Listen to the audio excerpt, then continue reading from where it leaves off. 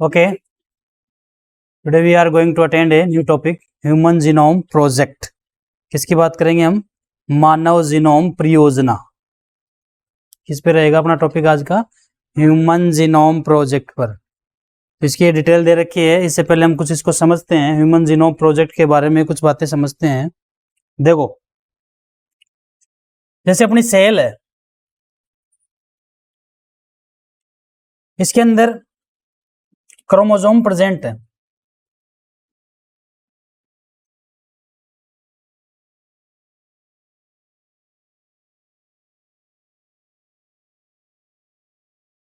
ठीक, तो क्रोमोसोम जैसे नंबर 1 पे डिटेल दे रखी है और यहां पे मैं नंबर कर दूं 23. कौन सा कर दूं? ये नंबर 1.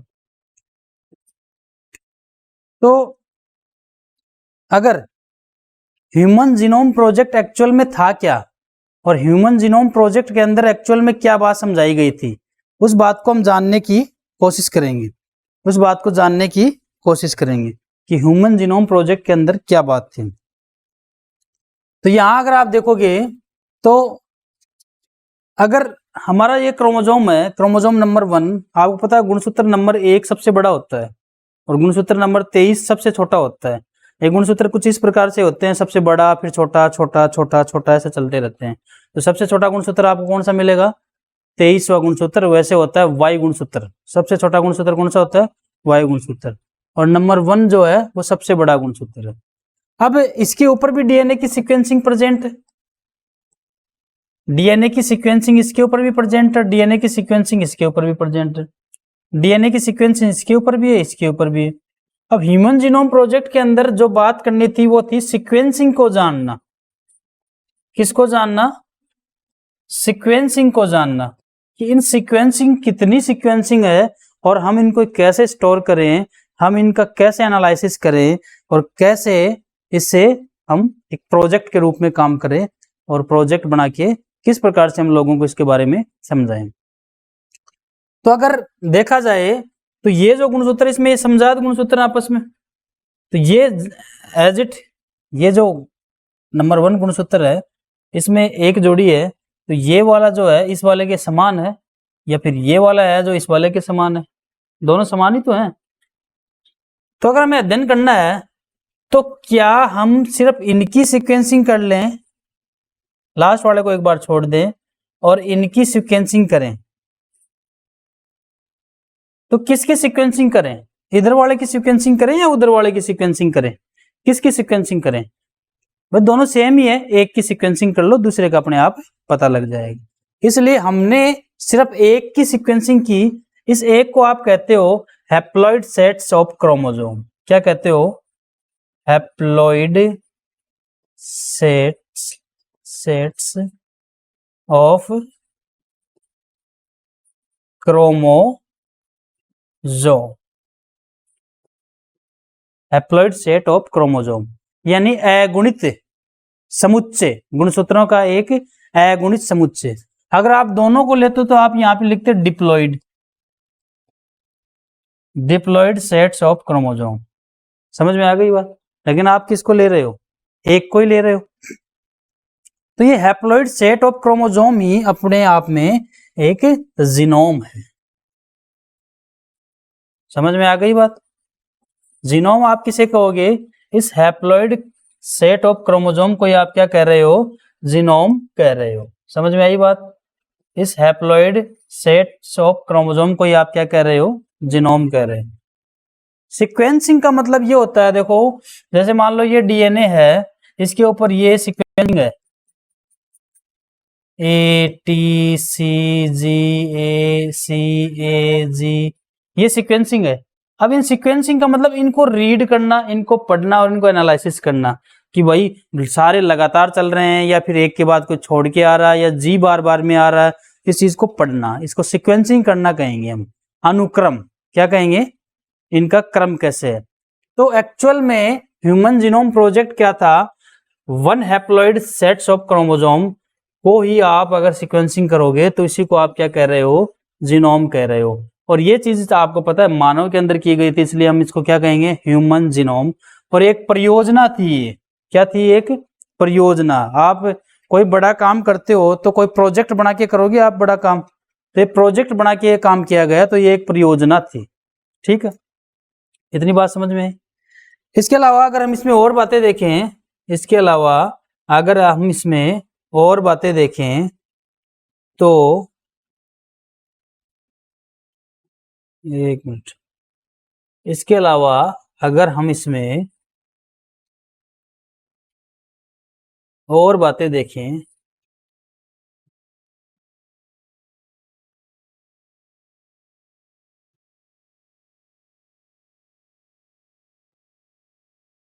तो ह्यूमन जीनोम प्रोजेक्ट के अंदर पहली बात तो आपको समझ में आ गई कि ह्यूमन जीनोम है क्या। एक जीनोम का प्रोजेक्ट बनाना और उसकी सीक्वेंसिंग कितनी है उसके बारे में हमें जानना। तो ये जो बढ़िया काम था ये 1990 से शुरू हुआ था भाई, स्टार्ट हुआ था। कब से शुरू हुआ था? 1990 से स्टार्ट हुआ था। ये 1990 में ये स्टार्ट हुआ था और ये एक प्रकार का मेगा प्रोजेक्ट था।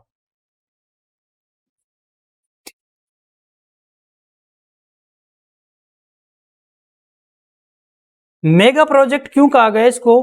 क्योंकि इसके अंदर ह्यूमन जीनोम की अगर हम बात करें तो इसके अंदर ह्यूमन जीनोम में जो बेस पेयर हैं वो कितने बेस पेयर थे?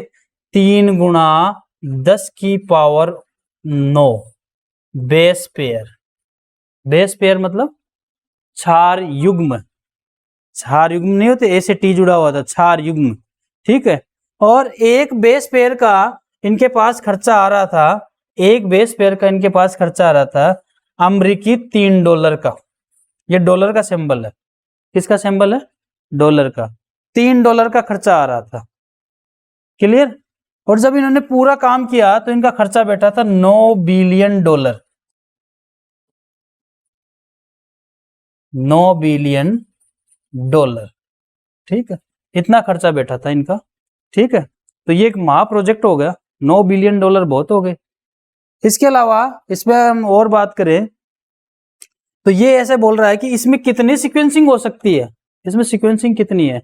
अगर आप एक बुक लें और एक बुक के एक पेज पर अगर 1000 वर्ड लिखें सीक्वेंसिंग करने के लिए, कितने 1000 वर्ड लिखें, तो आपको इसको सारी को, इस सीक्वेंसिंग को सारी को कैलकुलेट करने के लिए 3300 बुक्स की रिक्वायर होगी, पन्नों की नहीं। 3300 बुक्स की रिक्वायर होगी आपको। लेकिन ऐसा है नहीं, है तक बताया गया है, ऐसा किसी ने किया नहीं। आप सोचते हो कि ऐसा किया होगा कि बुक्स में, नहीं। ये सारे कंप्यूटर में स्टोर है ये सारे डाटा, क्योंकि कंप्यूटर आप जानते हो किताब से ज्यादा मेमोरी रखता है। तो कितनी बुक की रिक्वायर होगी? 3300 बुक की रिक्वायर होगी। बट ऐसा कोई आंकड़ा सेव नहीं किया गया बुक के अंदर, बुक ये सिर्फ बताया गया है। ठीक है, स्टार्ट में अगर इसकी बात करें तो अमेरिका का एक ऊर्जा विभाग, अमेरिका का, यूएस का एक ऊर्जा विभाग इसको प्रमोट किया था, इस प्रोजेक्ट को, इसको प्रमोट किया था। ठीक है, बाद में राष्ट्रीय स्वास्थ्य संस्थान ने भी इसको प्रमोट किया। बाद में वेलकम न्यास ने भी इसको प्रमोट किया। उस पहले यूएस शामिल था, बाद में जापान, चीन, फ्रांस, जर्मनी आदि देश आ गए। भारत का इसमें कोई स्थान नहीं है, भारत पिछड़ा हुआ है। ठीक है, तो इतनी चीजें इसके अंदर आ गई। इतनी बात समझ में आई आपको? ये हमने एक आंकड़ों के आधार पर एक आपको बात बताई है। अब देखो आप इसको, डीएनए अनुक्रमों, डीएनए अनुक्रमों, ये अनुक्रमों है ठीक, को शीघ्र जानने के लिए साधारण तकनीक के विकास से सन 1990 में ह्यूमन जीनोम प्रोजेक्ट के अनुक्रमों को पता लगाने के लिए एक महत्वाकांक्षी योजना की शुरुआत हुई। ठीक है, एक योजना शुरुआत की गई। आपको डेट याद रखनी है, कौन सी है? 1990 में। इसके बाद में अगर हम बात करें तो आपको ये बात बतानी है कि human genome project is a mega project, एक बड़ा प्रोजेक्ट था। क्योंकि इसके अगर अब हम आंकड़ों की बात करें तो इसमें ह्यूमन जीनोम में लगभग 3 गुणा 10 की पावर 4 युग्म यानी बेस पेयर मिलते हैं, जिनकी सीक्वेंसिंग जानने के लिए प्रति क्षार $3 का खर्चा होता है।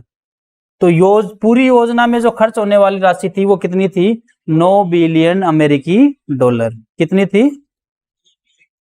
अमेरिकी डॉलर। ठीक है, ये नीचे वाली बात जैसे हमने वैसे ही बात की थी। यदि सीक्वेंसिंग को टंकणित रूप में टाइपिंग करके बुक में स्टोर किया जाए तो प्रत्येक प्रश्न में मान लो 1000 अक्षर आ रहे हैं तो आपको कितनी बुक की रिक्वायर होगी? 3300 बुक्स की रिक्वायर होगी। ठीक है, तो ये बात आपको याद रखनी है। इसके बाद में हम आगे चलते हैं। अच्छा, आज ह्यूमन जीनोम प्रोजेक्ट, अभी आप बात कर रहे थे कि डाटा कहाँ से सेव होगा और कैसे होगा। आज यदि आप बात करो तो ह्यूमन जीनोम प्रोजेक्ट की अगर हम बात करें तो ये भाई जीव विज्ञान के क्षेत्र से ही तो जुड़ा हुआ है। तो इसके लिए एक नई ब्रांच है अब, बायो इन्फॉर्मेटिक्स। आप बायो इन्फॉर्मेटिक्स में जाओगे तो आपको ह्यूमन जीनोम प्रोजेक्ट के आंकड़े मिल जाएंगे। किसके अंदर? बायो इन्फॉर्मेटिक्स के अंदर। ये एक नई ब्रांच है, शाखा है, जिसमें जैविकी और सूचनाओं को साथ में रखा जाता है। ठीक है, इसके टारगेट क्या थे, इसके लक्ष्य क्या थे? अगर देखा जाए तो लगभग 20,000 से 25,000 जीनों के बारे में पता लगाना। पहले यह माना गया था कि ह्यूमन के अंदर जीन 1,00,000 से भी ऊपर होते हैं, लेकिन सबने ये बात बोली, लेकिन जब रियल में स्टडी की गई तो पता चला जितने जीन नहीं होते। कितने जीन होते हैं? 20,000 से 25,000 जीन होते हैं। मानव डीएनए को बनाने वाले 3 बिलियन रासायनिक क्षार युग्मकों के अनुक्रमों को निर्धारित करना। यानी ये क्षार युग्म कितने हैं? 3 गुणा 10 की पावर 9 को आप शॉर्ट में क्या बोलोगे? 3 बिलियन। क्या बोलोगे? 3 बिलियन, 3000 करोड़। 3000 करोड़। उपरोक्त जानकारी को आंकड़ों के रूप में संग्रहित करना, ये बात आपकी आ रही थी भाई। अगर इतनी सारी इंफॉर्मेशन, बढ़िया इंफॉर्मेशन निकाली गई है तो अगला उसको आंकड़ों में स्टोर करेगा कि नहीं करेगा? करना पड़ेगा उसको। अगर इतनी बढ़िया इंफॉर्मेशन है तो उसको स्टोर रखेगा ताकि वो भविष्य में अगली पीढ़ियों की वो काम आता रहे और उनसे अगर कोई उपयोगी काम है तो वो होता रहे। योजना द्वारा उठने वाले नैतिक, कानूनी और सामाजिक मुद्दों के बारे में विचार करना। अब ये है कि ये साइंटिस्ट इस बात को लेके पहले चलते हैं कि भाई आज मैं ये रिसर्च कर रहा हूँ तो समाज इस रिसर्च के लिए मेरे को क्या कहेगा? समाज मेरे को रिसर्च करने के लिए बाध्य करेगा या वास्तव में रिसर्च करने के लिए कहेगा? तो भाई देखा जाए तो इस रिसर्च से हमारा फायदा ही है।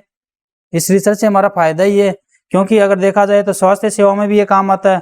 अगर किसी का पता लग जाए कितने जीन है, कौन सा बेकार जीन है, तो पता लगता ही है। तो ये हमारे लिए कोई बेकार बात तो है नहीं है ना। तो हम क्यों बाध्य करेंगे? समाज इसको क्यों बाध्य करेगा? तो नैतिक मुद्दा तो कोई उठना ही नहीं चाहिए इस बात का। ठीक है, आगे देखें। अच्छा, एक बात और है, इस पूरी योजना को 13 वर्ष लगे थे। कितने लगे थे? 13 वर्ष। और सब इसका जो काम पूरा होना था 2003 में पूरा होना था। कब? 2003 में पूरा होना था। लेकिन यानी 1990 से आप लगा लो 13 वर्ष कितने हो गए? कितने हो गए? 1990, 2003 तक 13 वर्ष हो गए, लेकिन फिर भी ये काम आगे रुक गया था और 2006 में पूरा हुआ था। ये बात आपको याद रखनी है, इसको नोट करें। और इस बात को 3 मई तक का तो दे रखा था टारगेट। क्या दे रखा था? टारगेट। लेकिन ये काम पूरा कब हुआ था? 2006 में। क्यों? अगर आपसे पूछे क्यों? क्योंकि क्रोमोसोम नंबर 1 की सीक्वेंसिंग उनसे हुई नहीं थी और क्रोमोसोम नंबर 1 की जो सीक्वेंसिंग है उसको 2003 के बाद में चालू किया और वो 2006 तक पूरी हुई। यानी 3 साल का समय लगा उसमें। कितना लगा? 3 साल का। ठीक है, इसके बारे में देखा जाए तो इसके उपयोग क्या है, हमारे लिए इसके उपयोग क्या है। तो देखो, आप विभिन्न व्यक्तियों में मिलने वाले हजारों अनियमितताओं के बारे में पहचानना। अगर भाई जीन के बारे में पता लग रहा है, उसके जीनोम के बारे में पता लग रहा है और ये पता लगा लिया गया 20,000 से 25,000 जीन होते हैं, तो लोगों ने गिन ही लिया, तो ये नहीं गिन सकते क्या वो कि खराब जीन कौन से हैं? जब उन्होंने ये टेक्नोलॉजी निकाल ली कि इतने जीन है, तो ये नहीं पता लगा सकते कि खराब जीन कौन सा है। तो ये लोगों को मतलब चिकित्सा के क्षेत्र में इससे फायदा हुआ। मानव जीव विज्ञान के सुरागों को समझने में सहायता मिली। जो बारीकी है, आप कहीं पर भी कोई भी बायोलॉजी का टॉपिक लेके चलो, आपको डीएनए और आरएनए कहीं ना कहीं उलझा ही देगा। डीएनए का कहीं ना कहीं पॉइंट आ ही जाएगा, क्योंकि आप बायोलॉजी बनी है किससे? सेल से। और सेल की अगर आप बात करते हो तो जो जेनेटिक मटेरियल है उसमें क्या होगा? डीएनए। तो डीएनए की बात लेकर आपको पहले चलनी पड़ेगी, ठीक है। इसके बारे में अगर आगे हम बात करें तो स्वास्थ्य सुरक्षा में इसका योगदान है, कृषि के क्षेत्र में भी, क्योंकि प्लांट में भी डीएनए होता है, प्लांट की कोशिका में भी होता है। ऊर्जा उत्पादन एवं पर्यावरण सुधार में, ऊर्जा उत्पादन और पर्यावरण सुधार के अंदर भी इसका उपयोग किया गया। कई अमानवीय प्रतिरूप जो मानवीय नहीं है, जैसे जीवाणु, ये मानवीय थोड़ी हुआ, अमानवीय हुआ ना ये। यीस्ट, स्वतंत्र अरोगजनक सूत्रकृमि, ड्रोसोफिला, पादप आदि की सीक्वेंसिंग की जानकारी प्राप्त हुई, कि उनके बारे में भी सीक्वेंसिंग किया जाने लगा। क्लियर? समझ में आई बात? अब ये जो बात है आगे की कार्य प्रणाली, तो इसकी कार्य प्रणाली जो होती है दो टेक्निक से होती है, व्यक्त अनुक्रम घुंडी प्रणाली और अनुक्रम टिप्पण प्रणाली। व्यक्त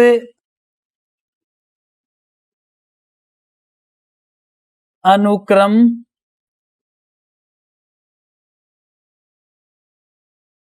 घुंडी प्रणाली और अनुक्रम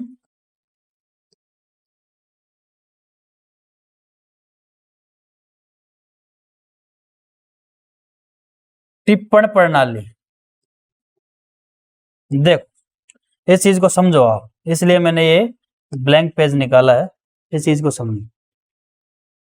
ये भाई डीएनए है, क्या है? डीएनए। लेकिन आपको पता होना चाहिए आपका पूरा डीएनए कभी काम नहीं आता, इसका सिर्फ 0.1% या 0.1 से 2% तक का जो हिस्सा होता है वही काम आता है। 99.99 यानी 99.99% जो डीएनए है उस वो सबके अंदर सेम है। आपके अंदर भी सेम है, मेरे अंदर भी सेम मिलेगा, इनके अंदर भी सेम है, सबके अंदर सेम है वो। अब रहा जो 0.1% जो डीएनए है, वो जो डीएनए है वो काम लायक डीएनए है। जैसे मान लो ये 0.1% का हिस्सा दिखा रहे हैं,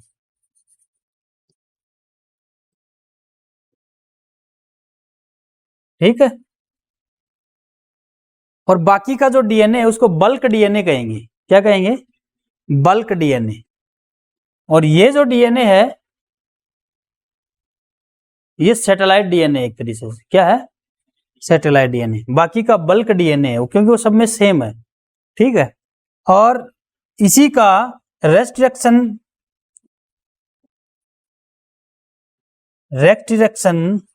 लेंथ पॉलीमॉर्फिज्म प्राप्त किया जाता है, RLPM, रेस्ट्रिक्शन लेंथ पॉलीमॉर्फिज्म। क्या प्राप्त किया जाता है? रेस्ट्रिक्शन लेंथ, यानी इसके अंदर रिपीटेटिव सीक्वेंसिंग पाई जाती है। ये रिपीटेटिव सीक्वेंसिंग क्या होती है ये आपको डीएनए फिंगरप्रिंटिंग में अच्छे से समझ में आ जाएगी। तो बात ये थी, ये जो है डीएनए है इससे क्या बनेगा? आरएनए। क्या बनेगा? तो बात ये थी कि इसकी सीक्वेंसिंग करें, इसकी सीक्वेंसिंग करें या फिर इस पूरे की सीक्वेंसिंग करें, क्योंकि काम लायक तो अपने पास 1% ही है। तो इनके पास ये था कि ये जो ह्यूमन जीनोम प्रोजेक्ट की जो धारणा चल रही थी उसके पास ये था कि सीक्वेंसिंग किसकी करें भाई, इतने की सीक्वेंसिंग करें या पूरे की सीक्वेंसिंग करें। जब इतनी सीक्वेंसिंग की जाती है आरएनए की तो इसको कहा जाता है व्यक्त अनुक्रम घुंडी प्रणाली। तो ओनली सिर्फ आरएनए के लिए है ये। किसके लिए? और अनुक्रम टिप्पण प्रणाली का मतलब है पूरे की सीक्वेंसिंग करें, और व्यक्त अनुक्रम घुंडी प्रणाली का मतलब है सिर्फ किसकी सीक्वेंसिंग करें। तो बाद में इन्होंने डिसाइड किया कि हम यही काम करेंगे, तो इन्होंने फिर पूरे की ही सीक्वेंसिंग की। किसकी की? सीक्वेंसिंग करने के लिए उन्होंने क्या किया कि भाई इसकी रेस्ट्रिक्शन एंडोन्यूक्लियस एंजाइम के जरिए इसके टुकड़े काट लिए और इनके टुकड़े काटकर इनको बैक या येक में जोड़ा गया और फिर इनका क्लोन बनाया गया। और क्लोन बना के बाद में इनकी सीक्वेंसिंग करने का जो मेथड था वो था सेंगर विधि। कौन सी विधि थी? सेंगर नामक वैज्ञानिक ने दी थी। किसने दी थी? यानी रेस्ट्रिक्शन एंजाइम वो एंजाइम होता है जो डीएनए को विशिष्ट स्थलों पर काट देता है। ये बायोटेक्नोलॉजी में आएगा आपके, अभी आपको स्टार्ट नहीं किया तो समझ में नहीं आएगा, वैसे समझ लो, याद रख लो। रेस्ट्रिक्शन एंडोन्यूक्लियस एंजाइम डीएनए को विशेष स्थानों पर काटता है।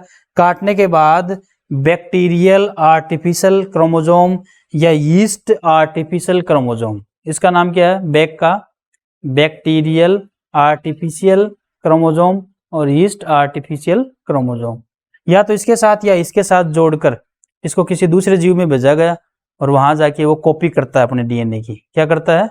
कॉपी करता है। इस कॉपी के आधार पर सेंगर मेथड के तरीके से इसकी सीक्वेंसिंग की गई थी। ये सेंगर नामक वैज्ञानिक ने किया था।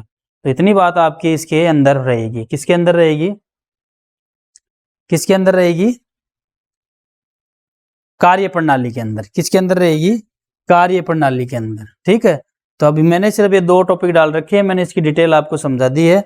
व्यक्त अनुक्रम गुंडी प्रणाली और अनुक्रम टिप्पण, यानी ये तो सिर्फ था किसके लिए? ओनली फॉर आरएनए के लिए। और ये थी, आपसे पूछ लिया जाए प्रश्न कि ह्यूमन जीनोम प्रोजेक्ट के अंदर कौन सी प्रणाली यूज की गई थी, तो आपको आंसर यही देना है, ये आंसर नहीं देना। ठीक है, विचार किस पे किया गया? दोनों पे किया गया था, लेकिन यूज कौन सी की गई थी? अनुक्रम टिप्पण प्रणाली यूज की गई थी। तो ये बात आपको याद हो जानी चाहिए। अब मानव जीनोम की मुख्य विशेषताएं, इनकी विशेषताएं क्या है? हमने इसके लक्ष्य की बात कर ली, अब इसकी विशेषताओं की बात करेंगे। अगर हम शुरू से देखें, ये इसके लक्ष्य आ गए थे। ठीक है, ये बात वापस देख लो।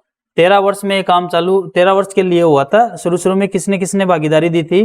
देखो, अमेरिका का ऊर्जा विभाग, डिपार्टमेंट ऑफ एनर्जी, राष्ट्रीय स्वास्थ्य संस्थान, नेशनल इंस्टीट्यूट ऑफ हेल्थ द्वारा सहयोग प्राप्त हुआ था।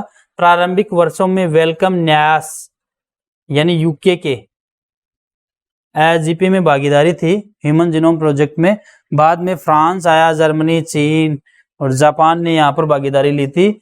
ठीक है, और इंडिया का यहाँ पर कोई रोल नहीं है। ठीक है, इसके बाद में हम लास्ट का ये जो टॉपिक देख रहे हैं अपना, कि मानव जीनोम की जो मुख्य विशेषताएं वो कौन सी है। तो पहली विशेषता ये है कि मानव जीनोम के अंदर 3164.7 करोड़ क्षार युग्म मिलते हैं। कितने मिलते हैं? 3000, मान लो 3000 करोड़ का मतलब बिलियन हो गया, 3 बिलियन हो गए। औसतन प्रत्येक जीन में 3000 क्षार स्थित होते हैं। अब ये बोल रहा है एक जीन के अंदर 3000 क्षार हैं। अधिक विभिन्नताएं हैं। मनुष्य को ज्ञात सबसे बड़ी जीन डिस्ट्रोफिन है, जिसमें 2.4 करोड़ क्षार मिलते हैं। ये नंबर 1 पर मिलेगी। ये कहां पर मिलेगी? नंबर 1 गुणसूत्र पे। सबसे बड़ी जीन कौन सी है? डिस्ट्रोफिन है, और इसमें कितने? 2 बेस पेयर है। ठीक है, जीन की संख्या 30,000 है, जो पहले अनुमानित 80,000 से 1,40,000 काफी कम है। यानी इन्होंने पहले अनुमान लगा लिया था क्या, कि 1 लाख से तो ऊपर ही जीन होने चाहिए, लेकिन बाद में कितनी निकली? 25 से 30,000। ठीक है, लगभग सभी 99.9% लोगों में मिलने वाले न्यूक्लियोटाइड सार एक समान होते हैं, और जो 1% होता है उसी से हम इसकी आगे की मतलब जो क्या बोलते हैं इसको, कि इसकी रिपीटेटिव सीक्वेंसिंग हम बनाते हैं। लेकिन उन्होंने इस तरीके से नहीं बनाया, उन्होंने तो पूरे का ही बना लिया। खोजी गई 50% से अधिक जीन के कार्य के बारे में जानकारी प्राप्त भी कर ली गई है। यानी जितनी जीन खोज ली है उसके 50% से अधिक के बारे में जानकारी प्राप्त कर ली गई है। 2% से कम जीनोम वाले प्रोटीन का कूट लेखन करते हैं। ये बात आ गई। 99 पॉइंट तो जो होते हैं वो सभी में सेम, और सिर्फ 2% से भी कम जीनोम होते हैं वही प्रोटीन सिंथेसिस करते हैं, और वही जिनको सैटेलाइट डीएनए कहोगे आप। मानव जीनोम के बहुत बड़े भाग का निर्माण पुनरावर्ती अनुक्रम द्वारा होता है। ये पुनरावर्ती अनुक्रम क्या होता है ये मैं आपको उसमें बता दूंगा, रिपीटेटिव सीक्वेंसिंग, ये आपका डीएनए फिंगरप्रिंटिंग में चलेगा, पुनरावर्ती अनुक्रम द्वारा, ठीक है। यानी ATCG, ये बार बार आ रहा है, ATCG ATCG ATGC, तो ये पुनरावर्ती अनुक्रम है। ये क्या है? पुनरावर्ती। और ये किस पे पाया जाएगा? सिर्फ इस 2% से भी कम भाग पर पाया जाएगा, बाकी सब पे नहीं पाया जाएगा। समझ में आ गई बात? ठीक है। पुनरावर्ती अनुक्रम डीएनए के फैले हुए भाग हैं जिनकी कभी कभी 100 से 1000 बार पुनरावर्ती हो सकती है, और ये पुनरावर्ती सब में अलग अलग है। सेम क्या है? 99.9% डीएनए सेम है, और जो बच गया है उसी के अंदर पुनरावर्ती होती है। ध्यान से सुनना इस बात को, ठीक है। जिनके बारे में यह विचार है कि इनका सीधा कूट लेखन में कोई कार्य नहीं, लेकिन इनसे गुणसूत्र की संख्या, संरचना, गति के विकास वगैरह सबकी जानकारी प्राप्त होती है। गुणसूत्र 1 में सर्वाधिक जीन 2968 और गुणसूत्र Y में सबसे कम जीन 231। ऐसे आंकड़े आपसे पूछ सकते हैं परीक्षा के अंदर। तो मैंने बताया सबसे बड़ा जीन कौन सा है? नंबर 1 वाला, और सबसे छोटा वाला Y गुणसूत्र। तो याद रखना, 1 में कितने होते हैं? 2968, और 1 वाले में, और लास्ट में Y वाले में कितने होते हैं? 231, ठीक है। यहाँ पे देखो, वैज्ञानिकों ने मानव में लगभग 1.4 करोड़ जगहों पर अलग अलग इकहरा क्षार प्राप्त किया। SNPS, एकल न्यूक्लियोटाइड बहुरूपता, सिंगल न्यूक्लियोटाइड पॉलीमॉर्फिज्म, ठीक है। जैसे अगर मान लो, मैं इसको समझाऊं, जैसे मान लो ये एक सैटेलाइट डीएनए है, बल्क डीएनए नहीं है, सैटेलाइट डीएनए है। ये एक हो गया, ये एक हो गया, 3 लोगों का है। अब यहाँ पे देखो ATCG, यहाँ पे लिखता हूं AGCG,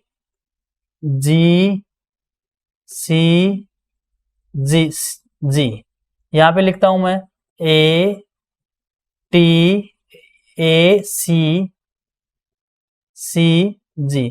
अगर आप देखोगे यहाँ पर तो नंबर 2 के ऊपर ये हर बार चेंज होके आ रहा है, बाकी सीक्वेंसिंग वो की वो है, लेकिन दूसरे नंबर पे चेंज होके आ रहा है। तो इसीलिए इसको हम क्या कह रहे हैं? एकल न्यूक्लियोटाइड बहुरूपता, यानी बहुरूपता है लेकिन कहां पर है? एक न्यूक्लियोटाइड पर है। इसको इंग्लिश में शॉर्ट में आप याद रखोगे SNPS, ठीक है, का पता लगाया, ठीक है। बाकी ये आपका ये जो टॉपिक है वो आपका कंप्लीट हो गया। फिर हम नेक्स्ट टॉपिक की बात करेंगे, ठीक है।